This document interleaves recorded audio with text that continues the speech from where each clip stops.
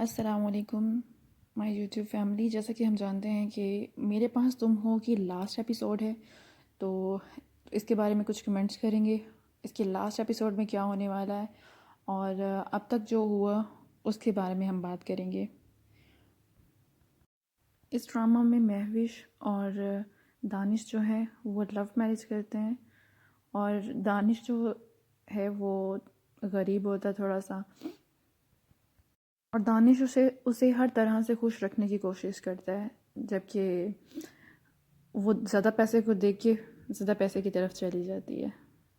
और मैं कह जब ये आपकी लव मैरिज थी और पैसे के लिए आप छोड़ दो किसी को, तो फिर लानत है ना ऐसे प्यार पे भी।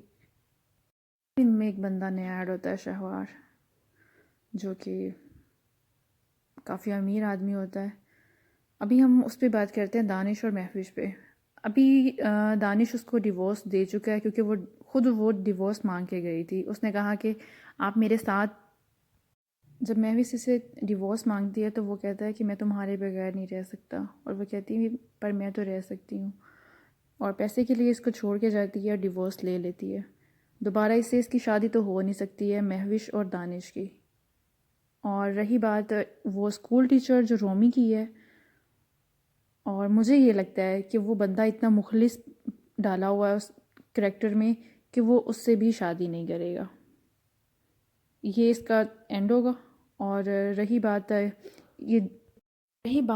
शहवार की जो वाइफ है, जो महविश को थप्पड़ मारती है उसकी शादी के दिन और शादी होने से रोक देती है।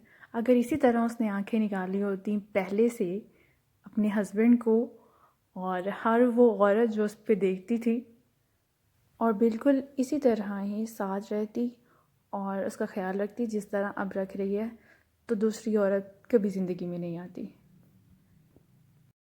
और अब बात हो जाए महविश ने जब अपना बच्चा छोड़ा। यार, बंदा हर चीज़ भूल जाए, अपना बच्चा छोड़ दे। ये करेक्टर इसमें बिल्कुल भी अच्छा नहीं डाला है। और महविश ने खुद भी बोल दिया कि वो दोबारा नेक्स्ट जो है ना वो इस तरह का करेक्टर कभी नहीं करेगी। और इसमें ट्रेजेडी ये हो सकती है क्योंकि कुछ इंटरव्यूज़ में बोला गया कि किसी एक की डेथ हो सकती है इसमें। तो मुझे लगता है वो शहवार हो सकता है या उसकी वाइफ हो सकती है। मे बी इसको इसकी वाइफ इतना टॉर्चर करे कि ये खुद ही खुदकुशी कर ले। और इसमें से एक किसी की डेथ ज़रूर होनी है, तो फिर उनमें से ही महविश भी हो सकती है। मे बी वो उसको पछतावा है अपने किए पर, वो भी खुदकुशी कर सकती है, या फिर उसे कोई मार भी सकता है। मारना तो नहीं। और देखते हैं इस एपिसोड में क्या होता है। ये चारों कैरेक्टर अपने अपना रोल कैसे निभाते हैं।